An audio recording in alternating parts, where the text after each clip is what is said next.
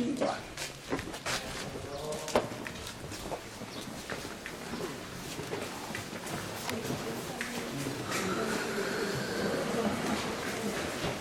이거 상실이네.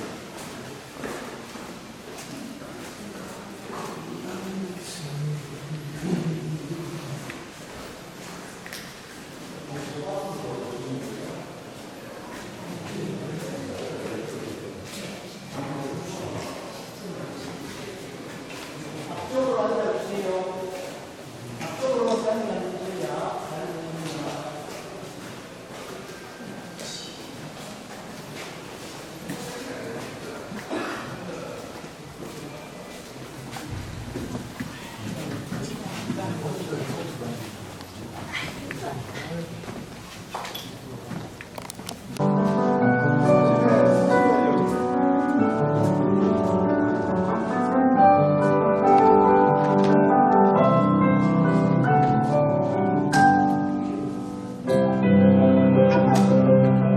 역사와 미래가 공존하는 한국 정신문화의 수도 안수. 퇴계 이황 선생을 비롯한 학자들과 많은 의명, 독립운동가들의 발자취가 켜켜이 살아 숨쉬는 고장. 이러한 선비적인 지조와 치열한 역사의식의 터 위에 자라 조국의 독립을 위해 한 획을 그은 이가 있다. 오직 조국의 독립을 위해 40평생 동안 17번의 옥고를 치르며 별처럼 쓰러져간 초인 이육사. 혹독한 일제강점기 시절 그는 생각을 행동으로 이은 지식인이었고 일제에 저항한 독립운동가였으며 절정의 삶을 살다간 위대한 문인이었다.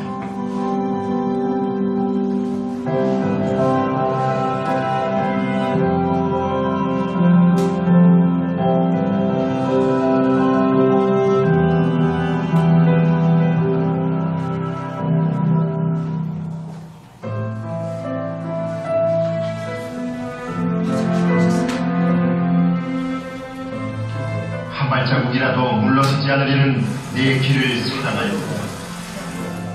그렇소이다. 내 길을 사랑하는 마음. 그것은 내 자신의 희생을 요구하는 노력이다. 이래서 나는 내 기백을 키우고 길러서 금강심에서 나오는 내 시를 쓸지언정 유언은 쓰지 않겠소.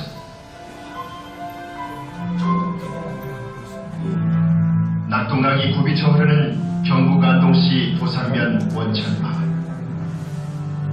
이곳에서 육사는 퇴계 이항의 14대 손이자 6 형제 중 둘째로 태어났다. 본명은 이월로. 어린 시절엔 원삼이란 이름으로 불리어 훗날 필명으로 이활이란 이름을 쓰기도 했다. 어린 시절 육사에게 처음 학문의 즐거움을 깨우쳐준 이는 조부 치연공 이중직이었다. 육사는 당시 뛰어난 학식과 겸손한 성품으로 존경을 받던 조부에게 5살 무렵부터 수학을 배웠고 12살 무렵부터는 조부가 설립에 관여한 진성희씨 문중학교인 보문의숙과 도산공립보통학교에서 신학문을 배웠다. 육사의 외조부 허형과 외종조부 허위는 구한말 전국적으로 이름을 떨친 의병장이었고 외삼촌 허규 역시 그에게 영향을 끼친 독립운동가였다. 독립운동가 집안에서 자란 어머니 허길의 교육관 또한 육사의 민족적 자존감과 독립정신을 키우는 토대가 되었다. 평소 육형제를 앉혀놓고 너희들은 내가 죽어도 울지 마라. 나라를 찾았을 때 마음 놓고 울어라. 육사의 생가를 복원한 유구당. 유구당이라는 당호는 육형제의 우애를 기리는 뜻에서 후에 지어진 이름으로 형제들은 훗날 장지롱 의거 사건으로 함께 투옥될 때 서로 자신의 책임이라 주장할 만큼 두터운 우애를 자랑하기도 했다. 육사는 안동에서 태어나 16세가 되던 해 영천 오동 안용락의 딸 안일양과 결혼을 한다. 1920년에는 녹전면 신평리 등거리 마을로 잠시 거처를 옮겼다가 가족들과 함께 대구로 이사를 하게 된다. 이후 처가마을의 사립학교인 백학학원에서 수학한 뒤 교사로 9개월간 근무를 하기도 했다. 하지만 1924년에 오른 일본 유학기는 이후 그의 삶을 송두리째 바꿔놓았다. 1923년 9월 2일 관동 지역에 14만 명의 사망자를 발생시킨 관동 대지진이 일어나고 당시 조선인이 폭동을 일으킨다는 유언비어가 돌면서 수천 명의 조선인이 무참히 학살당하는 사건이 발생한다. 심없고 연약한 민족이라는 이유만으로 조선인이 당해야 했던 서름을 두 눈으로 직접 목격한 이 육사. 육사는 일본에서 귀국하자마자 형 원기, 동생 원일과 함께 항일단체에 가입하여 활동하게 된다. 그리고 일제강점기 대구 독립운동의 중심이었던 조양회관을 드나들며 청년운동을 전개했다. 당시 육사가 이곳에서 만난 독립운동가 이정기. 이정기는 1919년 파리 강화회의에 한국 독립을 호소하는 독립청원서를 제출할 당시 유림의 한 사람으로서 서명한 인물이다. 이때부터 육사는 이정기 조제만과 중국 베이징을 드나들며 조선 독립에 관한 방법을 모색했다. 그리고 그 무렵 대구를 떠들썩하게 한 거사가 발생한다. 1927년 독립운동가 장진홍 의사 지시로 조선은행 대구지점에 폭탄이 배달된 사건이다. 이 사건을 빌미로 대구를 중심으로 독립운동을 펼치던 인물들이 검거되기 시작했고 육사 역시 형 원기, 동생 원일, 원조와 함께 투옥되었다. 이때 받은 그의 수임번호 264번. 이제 식민지에서 영원한 죄인이라는 자조의 뜻과 일제 통치에 저항하는 뜻으로 그는 수임번호를 따 이후 264라는 이름을 사용한다. 1930년 11월 대구 시내에 일제를 비판하는 경문이 붙고 유인물이 살포되었다. 이름하여 대구 경문 사건. 이 사건의 배우로 지목된 육사는 또다시 체포되어 감금됐다. 일제의 고문은 견디기 힘들 만큼 혹독한 것이었다. 하지만 이렇게 쓰러진다 한들 조국의 독립만 이룰 수 있다면 자신의 생명조차 아까워하지 않았다. 감옥에서 나온 육사는 1931년 당시 독립운동의 치열한 현장이었던 중국으로 건너가 조국의 독립운동에 깊숙이 관여하기 시작했다. 이후 의열단 간부인 윤세주를 만나 난징에 있는 조선혁명 군사정치간부학교에 제1기생으로 입교해 6개월간 군사교육을 받는다. 이때 함께 졸업한 동기생들은 이후 항일 무장투쟁을 담당하는 주력이 된다. 그러나 육사는 1934년 3월 군사간부학교 출신임이 드러나 서대문 형무소에 구속되었다가 6월 기소유예로 석방된다. 이후 시사평론을 다시 집필하기 시작한다. 치열한 독립운동가로 최일선에서 싸웠지만 밤이 되면 그는 조국의 희망을 노래하기 위해 펜을 들고 낸다. 1930년 조선일보의 첫 시 말을 발표한 이후 1935년 신조선지에 황혼, 춘수삼재라는 작품을 발표하면서 그는 본격적인 시작 활동에 나섰다. 이후로도 절정, 청포도, 광야, 꽃 등 30여 편의 시를 발표해 당시 조국의 암울했던 현실을 글을 통해 저항했다. 시는 외로움에 허덕이는 자신을 향한 범위, 시대에 대한 통닭, 그의 생각이자 행동이었다. 다만 나에게는 행동의 연속만이 있을 따름이요. 행동은 말이 아니고 나에게는 시를 생각한다는 것도 행동이 되는 까닭이요. 또다시 경찰에 끌려가 취조를 당하는 일이 반복되어 수차례의 투옥을 겪으며 그의 심신은 나날이 쇠약해져 간다. 그럴수록 독립을 향한 열망은 더욱 거세어졌다. 매운 계절에 칙직에 갈겨 마침내 북방으로 휩쓸려 온다. 하늘도 그만 지쳐 끝난 고와 서리빨 칼날진 그 위에서는 어디다 무릎을 꿇어야 하나. 한 발 제겨 디딜 곳조차 없다. 이러매 눈 감아 생각해볼 밖에 겨울은 강철로 된 무지개인가 보다. 1943년 3월 마침내 그는 국내 무기 반입 계획을 세우고 북경으로 떠난다. 하지만 어머니와 맏형 소상을 맞아 7월 베이징에서 잠시 귀국했다가 그해 늦가 허명대에 검거돼 다시 북경으로 압송됐다. 북경 일본 총영사관 강. 그는 온몸이 피투성이가 되도록 모진 고문을 당하면서 결코 일제에 타협하지 않았다. 그리고 마지막 혼신의 힘을 다해 생의 마지막 시를 남긴다. 까마득한 날에 하늘이 처음 열리고 어디 다구는 소리 들렸으며 모든 산맥들이 바다를 연모에 휘달릴 때도 차마 이곳을 범하던 못하였으리라. 끊임없는 광음을 부지런한 계절이 피어선지고 큰 강물이 비로소 길을 열었다.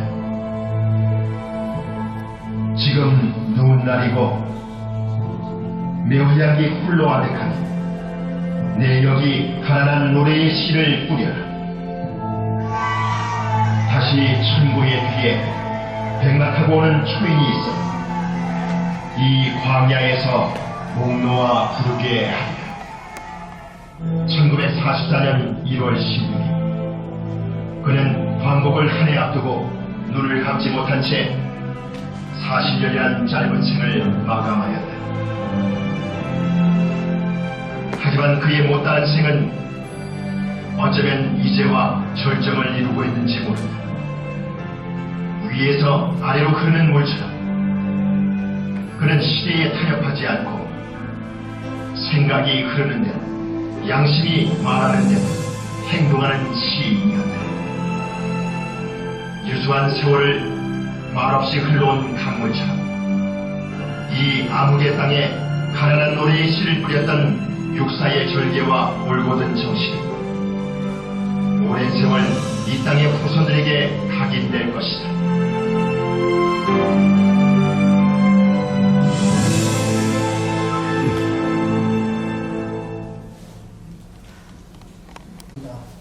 육사 선생의 따님이신 이옥비 여사입니다. 박수로 맞이해주십시오.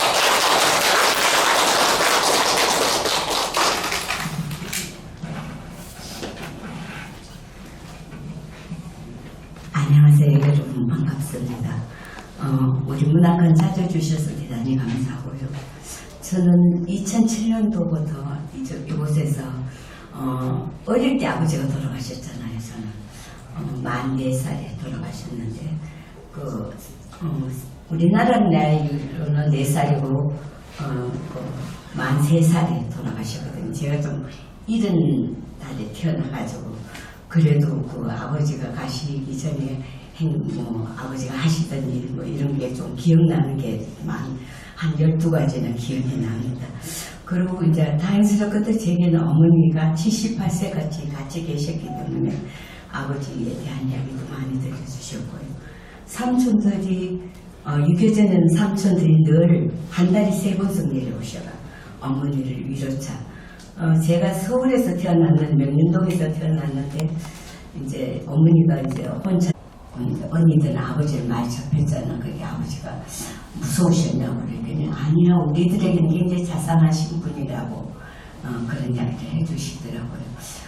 삼촌들이 뭐 아버지 돌아가시고는 늘 오시면 저희 어머니께 술, 담배를 다 가지셨어요. 저희 어머니가 술, 담배를 전혀 못했는데 못한다고 그러면 우리는 형수가 아니고 누님이다.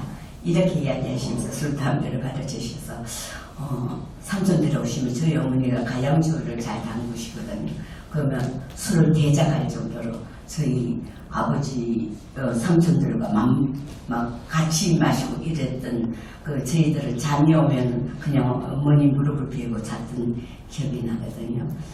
저희 아버지는 굉장히 냉철하신 분이면서도 이제 감성이 깊었다. 우리 어머니가 우리 집이 명륜동이 창경원 돌담이 있는 데서 제가 곳에 가고 저 벽면 쪽에 돌담이 있더라고요. 그게 가까우니까 봄이 되면 벚꽃이 홀홀 날아서 오면 우리 집은 뭐 조카들 옛날에 어른들이 조카들 다 키우고 막 그러잖아요. 서울에 사시니까. 그러면 막 깨워서 저 아름다운 모습을 보라고 한 포구에 동양화다 이렇게 하실 정도로. 근데 이제 오빠들은 처음에는 삼촌이 그럴 때마다 나와서 보고 그랬는데 나중에 자는 체하고 가만히 있으면 아버지가 와서 간지럼을 깨우셨다고. 그리고 저희 아버지는 늦게 아무리 술을 드셔도 술 조정을 하신다든지 그런 걸 안 하시고 굉장히 멋쟁이셔서 꼭 손수 바지를 먼지를 들어가게 이렇게 다림질은 안 하잖아요. 옛날에는 아따따 아래목에다 바지를 가로잡고 물을 약간 뿌려서 깔고 주무시면 아침에 진짜 새로 다 드라이해가 왔는 것처럼 그렇거든요. 제가 중학교 2학년 때 아버지가 하셨던 대로 해봤어요. 정말 깔끔하더라고요. 그런 분이었고 늦게 들어오셔도 꼭 그날에 있었던 일은 간단한 메모를 해두셨다가 아침에 다시 새롭게 정사하는 습관을 가지셨으면 굉장히 깔끔한 성격이고 예의 그러시더라고요. 그럴 정도로 진짜 똑똑하고 그런데 장이 되시는 분이 철학 박사였어요. 독일에서 유학하고 오실 때 저희 삼촌들 생활 수준이 틀리잖아요. 우리는 가난하고 거기는 왕실은 안만 그래 부유하잖아요.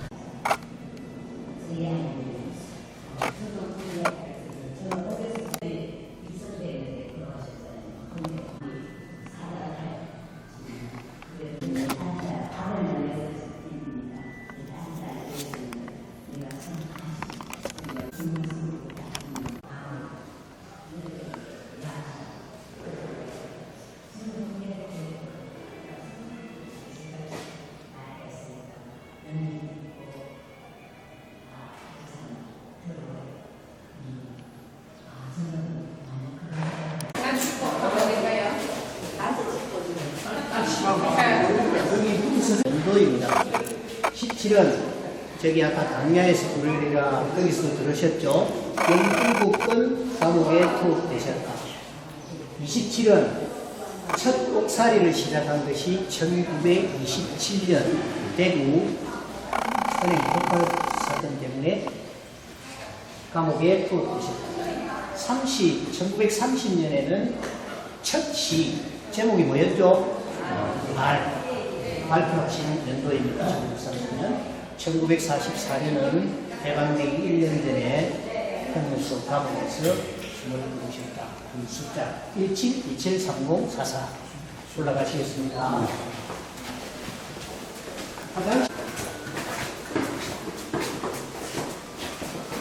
자, 오시면서 들으시면 되겠습니다. 정면으로 보이는 시가 중학교 교과서에 실린 청포도, 내 고장 7월은 청포도가 익어가는 시절, 이런 식으로 시작됩니다. 또 이어옵니다.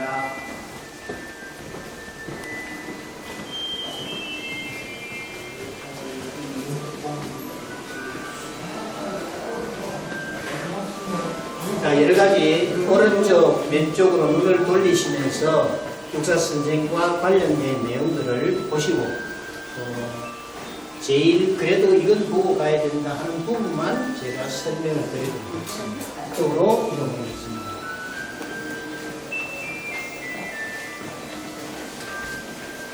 앞으로 쭉 오십시오. 나중에 요구당 앞에는 햇볕이기 때문에 여기서 육사의 집안을 한번 살펴보고 요구당 앞은 건물만 옆으로 지나가도록 그렇게 하겠습니다. 저는 육형지의 이름을 이렇게 외웁니다. 기록일조창홍. 그래서 원기, 원록, 원일, 원조, 원창, 원홍. 여기까지 6행제가 맥 있게 지냈다고 아까 옥비에서님도 말씀을 해주셨죠. 허형, 이중, 이런 분들은 거기에 관련되는 특히 육형제를 중심으로 하고 육사 선생의 부인이 안춘자라고 했죠. 아까 그림에서 나왔죠. 요것만 기억하시고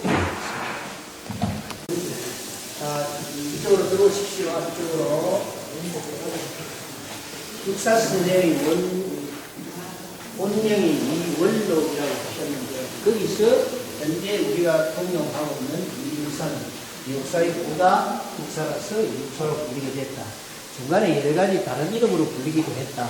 필명으로는 이활도 쓰기도 했고 이런 식으로 아까 설명을 해드렸는데 수인번호가 아라비아 숫자로 264 여기 적혀 있는데 그 수인번호가 아니고 한자의 264다.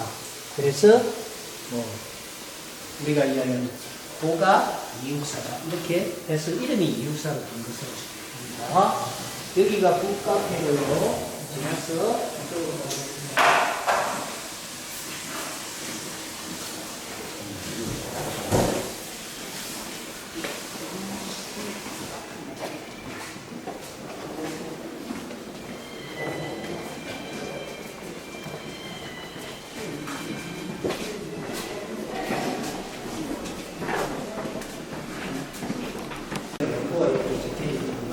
우리가 보기는 힘든 마련입니다.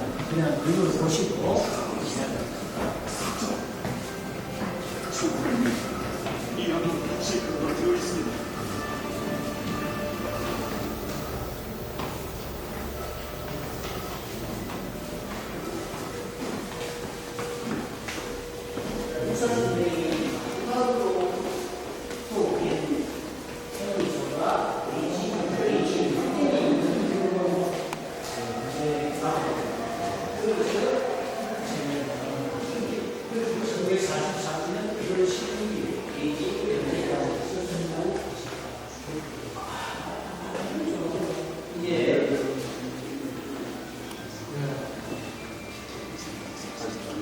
앞으로 쭉 들어오십시오.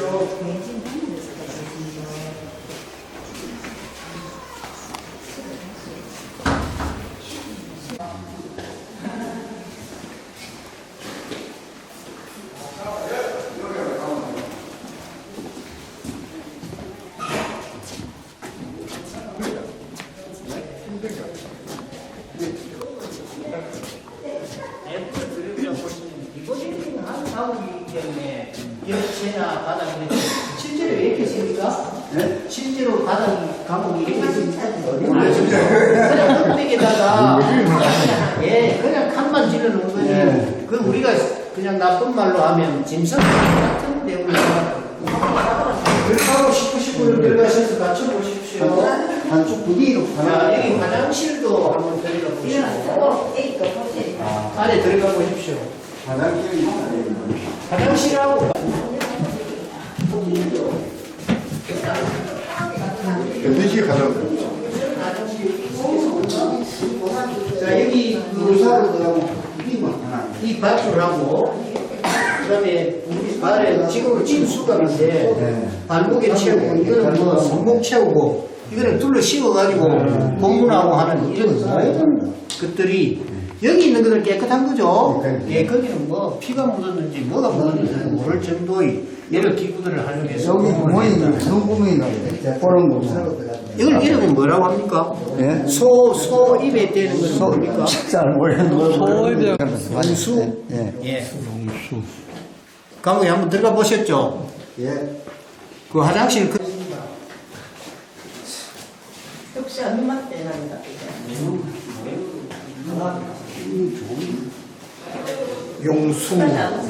용수라고 했어요. 용수.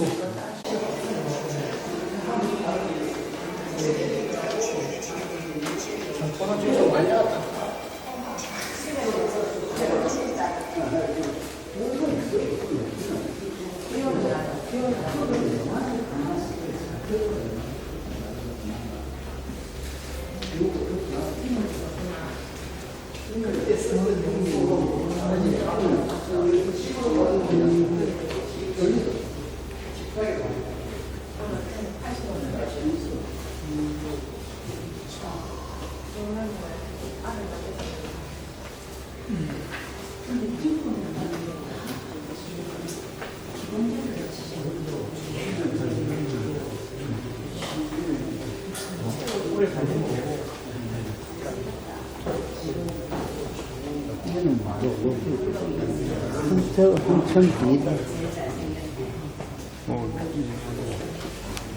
이분이 큰형인데 이육사 선생님이 일본에 잡히게 원인이 무약선서 전서.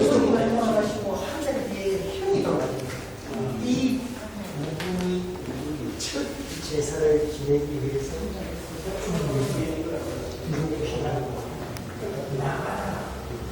인천에서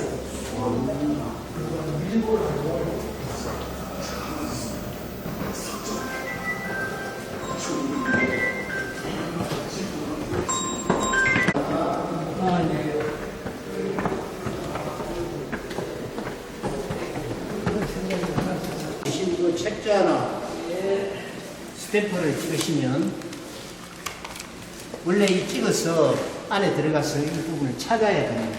들어갈 때 지금 우리 시간대로 없기 때문에 한번 찍어가 종이에 한 번씩 찍어 보십시오. 이걸 스탬프를 찍어서 원래 들어갈 때 찍어가지고 그게 어느 전시실에 나온다고 확인해서 찍어 오시면 되는 거예요. 지금은 시간이 없기 때문에 그냥 찍는 걸로만 하겠습니다.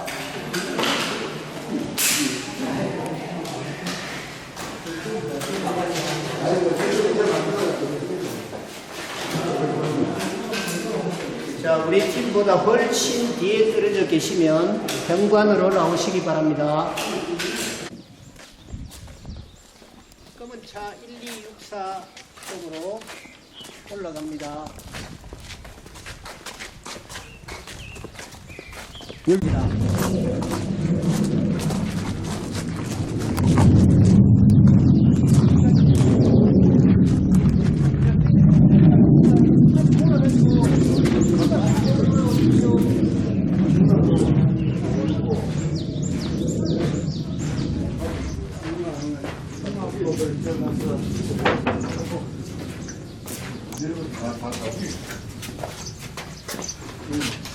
경제가 무엇을 화장실은 장관한테는 화장실이가 위치는 여기 원천입니다. 육사 선생님이 태어난 이 동맹이 원천이에요. 원천님은 원래 이렇게 아까 대계시 어머니 대계라고나 육사시 어머니 있다는 원천이 원래 저 오른쪽에 있었습니다. 그런데 76년에 안동댐이 남수가 되면서 처음에는 안동시 해마동이라는 생각을 했었습니다. 그런데 그 토지의 소유주하고 이전 문제 때문에 분쟁이 붙어서 다시 그 보정을 거쳐서 이동한 것이 이 현재의 위치입니다. 그럼 우리가 보통 대통령께서 물러나시면 생가 이야기 하잖아요. 그런 생가와는 의미가 다른 거예요. 육사 선생은 이 육당이라는 그 집에서 16세까지 16년 동안 살았다. 다른 형제들도 같이 살았을 겁니다. 그 육형제의 외가 깊어서 육당의 격파는 이 안쪽에 들어가시면서 가시면서 보고 오늘 차가 도로까지 올라와 있습니다. 밑에 주차장에 가는 게 아니고 지금 내려가시면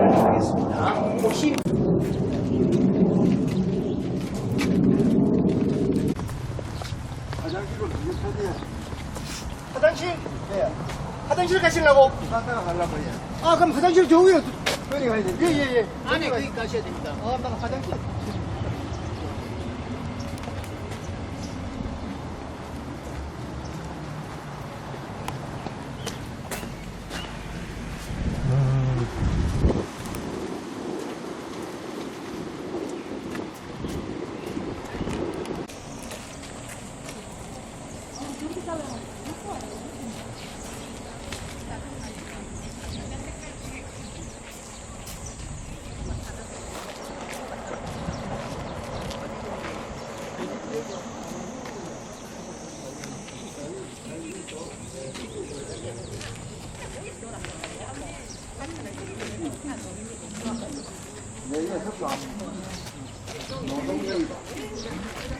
자,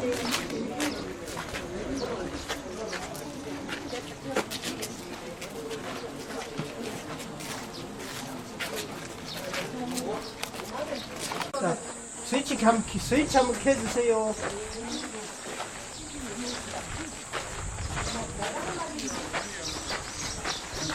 네.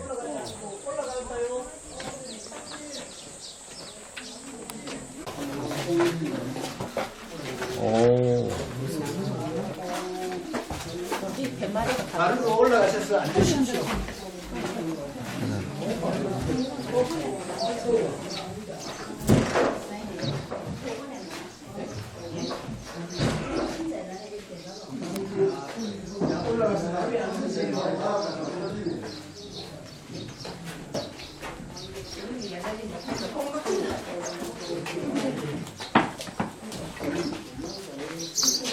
둘러보시는 건 좀 이따 둘러보시고 마루에 앉아주세요. 이쪽 앞쪽으로 보고 앉으십시오. 태어난 곳입니다. 어디서 태어났느냐? 요방에서 태어났다. 실장님. 그래서 뭐 마이크 안 해도 되겠지? 네. 그럼 스위치 끄세요. 필요 없으시고. 요 집은 오랜 세월이 지나다 보니까 집이 원형은 그대로 좀 두고 정개축을 여러 차례 했습니다. 요 태실방은 여기서 태계 선생이 1501년에 태어나셨습니다. 11월 달에. 여기 있어요. 예.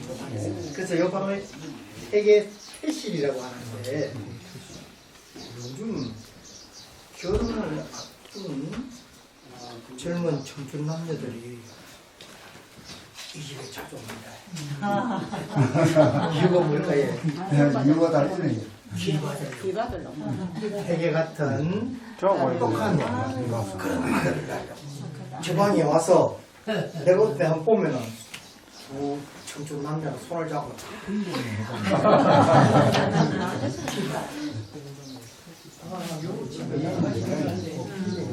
요 집은 집을 지금 유래를 제가 잠시 말씀을 드리겠습니다. 태계 선생 할아버지께서는 이계양이라는 분이었습니다. 이분이 29살 때 진사시에 합격을 해가지고 요 옆에 봉하현 아까 제가 서울 가서도 봉하현 이야기했지. 자기 아들이 거기서 뭐 했다고 했습니까? 현관을 아이고 봉하현의 훈도로 발령받습니다. 이 훈도라는 것은 향교의 학생들을 가르치는 선생님이었습니다. 지금 같으면 구급 정도의 그런 공무원이었죠. 향교 훈도로 발령받았습니다. 훈도로 발령받아서 온에서 그 봉화경까지 한 번씩 왔다 갔다 어느 날 요 고기를 넣으면 가는 곳에서 스님이 한 사람 길거리에 산길에서 쓰러져 있는 이분이 왜 쓰러졌나 가보니까 흙이 그래서 자기 집에서 가지고 받은 주먹밥을 가지고 스님에게 줍니다. 그 스님이 그 주먹밥을 얻어먹고 기분을 차려가지고 내가 당신한테 밥을 얻어먹었으니까 나도 당신에게 뭔가 보상하겠습니다. 그 보람이 뭐냐? 이 마을에 와서 이 지면 이쪽에다가 저쪽 마을에다가 당신이 다음에 틀을 잡으세요. 틀을 잡으면 저 터에서 세 사람 아주 장래가 촉망되는 세 사람의 아들을 볼 것이다. 이야기를 그래놓고 이제 스님하고 헤어지고 여기다가 그 좌우 후에 땅을 정해서 이 집을 짓습니다. 근데 과연 이 집에서 세 명의 아들이 나왔느냐? 아들이 나왔습니다. 첫 번째는 자기 삼촌, 이해라는 삼촌입니다. 강원지사까지 하고 안동부사까지 했습니다. 자기 삼촌. 12살 때 논어 공부를 삼촌한테 했습니다. 태계 선생은 아버지가 7개월 만에 돌아가셨다니까. 6살 때부터 마을에 훈장한테 공부를 했는데 훈장이 12살 초에 태계 선생한테 나는 이제 너한테 더 이상 가르칠 게 없다. 너희 작은 아버지한테 가서 공부해라. 그래서 12살 때부터 아버지한테 작은 아버지한테 와서 공부한 게 논어를 가지고 공부를 했습니다. 그 작은 아버지가 태어나시고 그 다음에 태계 선생의 형이 넷째 옴계라는 형이 있습니다. 그 형이 태어났습니다. 그 형도 아주 높은 백과에 급조해가지고 아주 높은 데서 태어납니다. 그분도 그리고 태계 선생 세 명이 태어났습니까? 안 태어났습니까? 세 명이 태어난 거예요. 여기다 집터를 잡습니다. 그럼 여기 이제 집터를 잡게 된 거는 언제냐? 태계 선생의 할아버지가 아까 말했죠, 이계양이라고 그래요. 할아버지의 할아버지, 태계 선생님 정조원입니다. 정조 할아버지께서는 할아버지, 네, 6대, 5대 됩니까? 6대 이정이라는 분이었는데 이분이 세종 때 최윤덕 장군을 따라서 여진족이 살던 곳에 사군육지를 개척한다. 우리 국사시간에 옛날에 배웠죠. 사군육지. 개척한 공로로 이정이라는 할아버지께서 공로로 원종공신이라는 칭호를 받습니다. 칭호를 받고 부사로 임명을 받습니다. 임명을 받고 있을 때 그때 자기 할아버지가 부사로 있을 때 그 마을에 향나무가 이 뚝향나무라는 것은 옛날에 우리 뚝이죠, 뚝이 무너지지 말라고 이 나무를 심었답니다. 이 나무는 키가 크지 않고 옆으로 벌어지는 향나무였어요. 그래서 뚝 향나무라고 합니다. 그 향나무를 가지고 오셨어요. 그거를 집에 가져온 것을 이계양 할아버지가 자기 집에다가 심습니다. 심는 이유가 뭐냐? 29살 때 진사시 합격해가지고 뭐 했다 그랬습니까? 향교 훈도를 했다. 이때가 언제냐? 단종 1년 1453년도입니다. 단종 1년 때 어떤 일이 벌어졌느냐? 10월 10일 날 계유정난이라는 사변이 일어납니다. 단종의 삼촌이 누굽니까? 수양대원. 수양대원이 그 당시에 압록강 호랑이라고 부르고 영의정을 지낸 김종서를 궁에 들어오라 하면서 궁에 들어오는 사람을 잡아버렸습니다. 김종서가 그 당시에 보면 뭡니까? 단종의 아버지가 누구죠? 문종. 문종이죠. 문종이 죽을 때 유언을 하죠. 유언을 받은 대신입니다. 김종서에게, 그 당시 김종서는 병권도 가지고 있었고요. 병권을 가지고 있는 대신에 최고의 힘이 아니었습니까? 병권을 가지고. 우리 아들을 부탁한다. 우리 아들을 부탁한다. 그래놓고 문종이 죽습니다. 김종서를 잡기 위해서 수양대군이 김종서를 들어오게 하고 들어오는 것을 다 잡아버렸습니다. 그게 개유정난입니다. 10월 12일 김종서를 잡아들이니까 이제 수양대군이 군사를 마음대로 자기 수하에 넣을 수 있었습니다.